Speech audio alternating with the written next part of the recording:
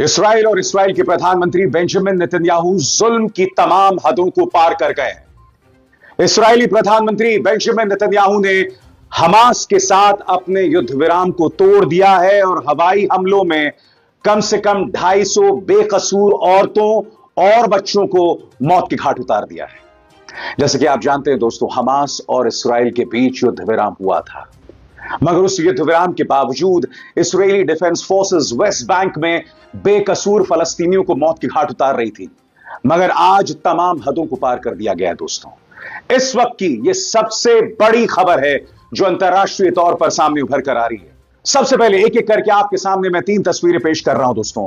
सबसे पहले इस तस्वीर को देखिए, बुरखे में यह औरत जो है रो रही है। पूरे स्क्रीन पर इस तस्वीर को देखिए, उसके सामने उसका पूरा परिवार है। हवाई हमले में, इस्राएली डिफेंस फोर्सेस के हवाई हमले में उसका पूरा परिवार मारा गया है। उसका एक भविष्य जिसमें सिर्फ और सिर्फ अंधकार। अब इस दूसरी तस्वीर को देखिए, एक आदमी बदहवसी से कैमरे की तरफ देख रहा है। उसे बात समझ ही नहीं आ रही कि मेरे साथ हुआ क्या, क्योंकि इस हमले में उसका पूरा परिवार मारा गया है, जिसमें औरतें, बच्चे, यानी कि उसकी जो बीवी है, उसका अपना बेटा और बेटे के बच्चे, पूरा परिवार मारा गया दोस्तों। अब ये तीसरी तस्वीर देखिए, यह परिवार खुशनसीब है। जो परिवार के तमाम सदस्य आप यहां देख सकते हैं घायल दिखाई दे रहे हैं, सब बच गए हैं। मगर सवाल यही किया जाएगा दोस्तों कि आखिर कब तक आप बचोगे, क्योंकि इस्राइल ने यह मन बना लिया है कि हर कीमत पर बेकसूरों को मौत के घाट उतारना है। इस वक्त फलस्तीन के लोग अंतर्राष्ट्रीय समुदाय की तरफ देख रहे हैं, मगर सबने अपनी आंखें बंद कर ली हैं। कोई उनके दुख के प्रति जो है संवेदना नहीं जतला रहा। सबसे पहले मैं आपको बतलाना चाहता हूं कि यह मामला कितना गंभीर है। इंतजार कीजिए, मैं आपको बतलाऊंगा कि इस बारे में अल जजीरा की रिपोर्ट क्या कहती है, क्योंकि उस रिपोर्ट में कई ऐसी तस्वीरें सामने उभर कर आ रही हैं जो रूह कपा देने वाली हैं। सबसे पहले यह खबर क्या है, आज की सबसे बड़ी खबर, जिसमें इस्राइल ने बगैर कारण बताए युद्ध विराम तोड़ दिया है। आपकी स्क्रीन पर इस्राएली सेना ने कहा है कि वो गजा पट्टी पर बड़े हमले कर रही है। हमास के स्वास्थ्य मंत्रालय ने बताया है कि इस हमले में कम से कम 230 फलस्तीनी मारे गए हैं। इससे पहले इस्राएली डिफेंस फोर्सेस ने एक बयान में कहा था कि वो हमास के आतंकी ठिकानों को निशाना बना रही है। इसी हमले में गजा के आंतरिक मामलों के उप मंत्री और हमास के एक बड़े सैन्य कमांडर महमूद अबू वफा के मारे जाने की खबर है। गजा में 19 जनवरी के बाद शुरू हुए युद्ध विराम के बाद से यह अब तक का सबसे बड़ा हमला है। चश्मदीदों ने बताया है कि गजा में हमले की शुरुआत उस वक्त हुई जब लोग खाना खा रहे थे। उन्होंने बताया कि आसमान में 20 से ज्यादा इस्राएली लड़ाकू विमान दिखाई दिए। कुछ ही देर में उन लड़ाकू विमानों ने गजा शहर, रफाह और खान यूनिस पर हमला करना शुरू कर दिया है। आज यह सवाल पूछा जाना बहुत जरूरी है कि अगर इस्राएली डिफेंस फोर्सेस के निशाने पर आतंकवादी थे, वो आतंकवादी जिन्होंने 7 अक्टूबर 2023 में इस्राएल में हमला किया था, तो इतनी बड़े तादाद में लोग क्यों मारे जा रहे हैं? यह सवाल तो किया जाएगा ना दोस्तों। इससे पहले कि मैं आपको बताऊं कि इस बारे में हमास का क्या कहना है, साथ ही संयुक्त राष्ट्र में इस बारे में इस्राएल ने क्या कहा है, मैं आपको दिखाना चाहता हूं अल जजीरा की यह रिपोर्ट, जिससे पता चलता है कि हमले के बाद किस तरह की अफरा तफरी थी। देखिए। So if you're just joining us, it's gone just past 03 GMT, that's 5 a.m. in Gaza. A series of Israeli airstrikes has killed at least 200 people across the Gaza Strip, including many children. It's the biggest assault since the 19th of January, when a ceasefire between Hamas and Israel came into effect. Israel appears to have unilaterally ended that agreement. The Israeli military says it's been instructed by Prime Minister Benjamin Netanyahu to take strong action in Gaza. Hamas has made a statement calling on the UN Security Council to intervene and force an end to Israeli attacks. Tariq Abozoum is joining us on the phone from Deir al-Bala in central Gaza. Tariq, I understand that's one of the areas that's been targeted by Israel. We've just heard from a teacher describing the kind of conditions that he has been seeing in Gaza. Tell us what you know about what has been going on.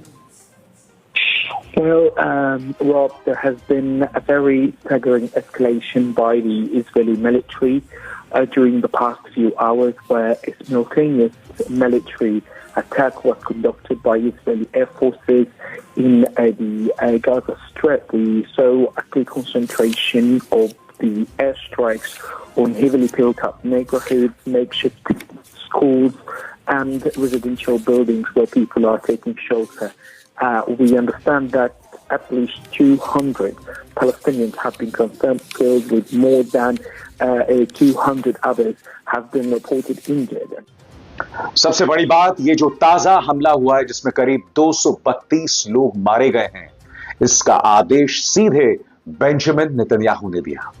आपकी screen पर इस्राएल के प्रधानमंत्री कार्यालय की तरफ से जारी किए गए बयान के मुताबिक प्रधानमंत्री बेंजामिन नेतन्याहू और रक्षा मंत्री इस्राइल काट्स ने मंगलवार सुबह गजा पट्टी पर हमलों का आदेश दिया।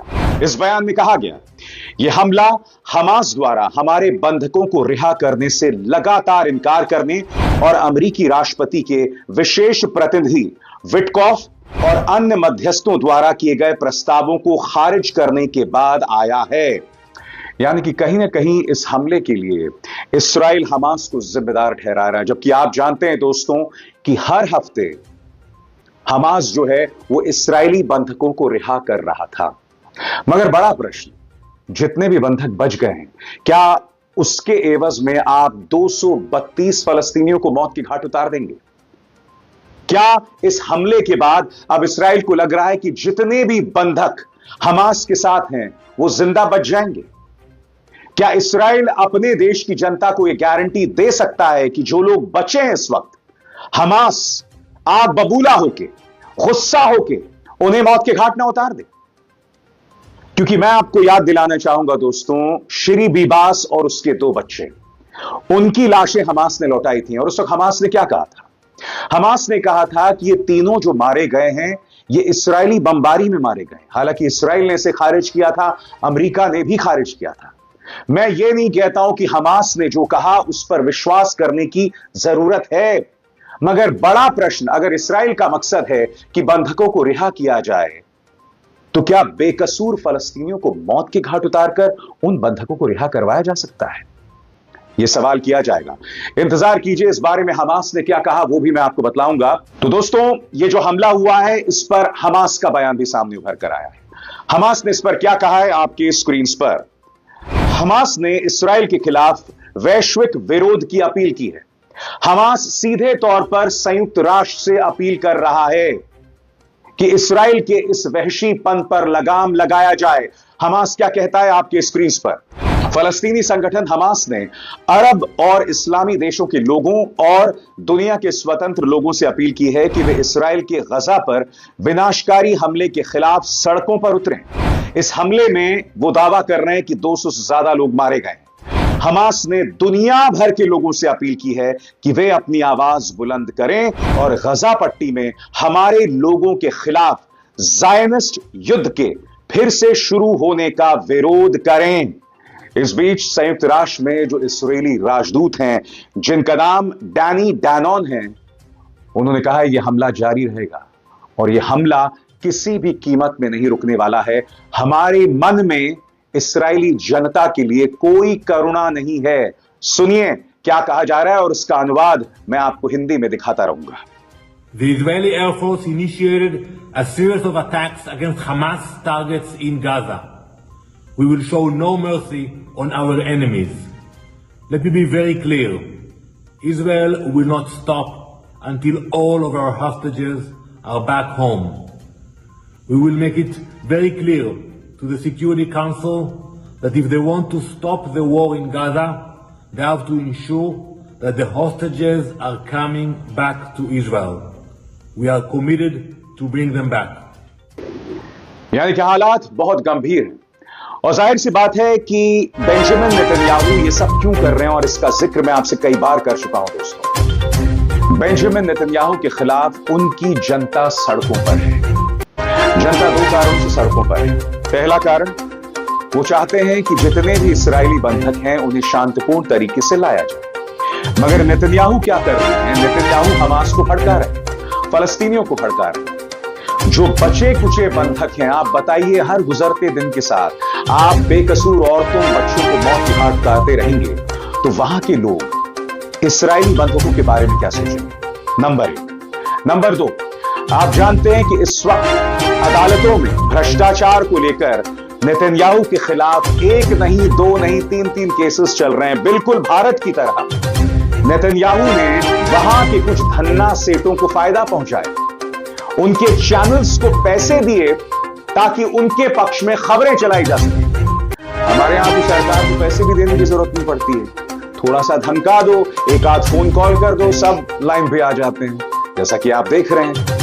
मगर इस्राइल में जो हालात हैं बहुत चिंताजनक हैं, और ये जो हालात हैं उसका एक बहुत बड़ा कारण ये है नेतन्याहू को जो ताकत ट्रंप से मिल रही है, वो ट्रंप जो बहुत ही अनर्गल बयान दे रहे हैं। ट्रंप का प्लान क्या है कि आम फलस्तीनियों को पूर्वी अफ्रीका भेज दिया जाए और पुनर्निर्माण किया जाए। मगर बड़ा प्रश्न, अगर लोग ही नहीं बचेंगे तो पुनर्निर्माण किस काम का?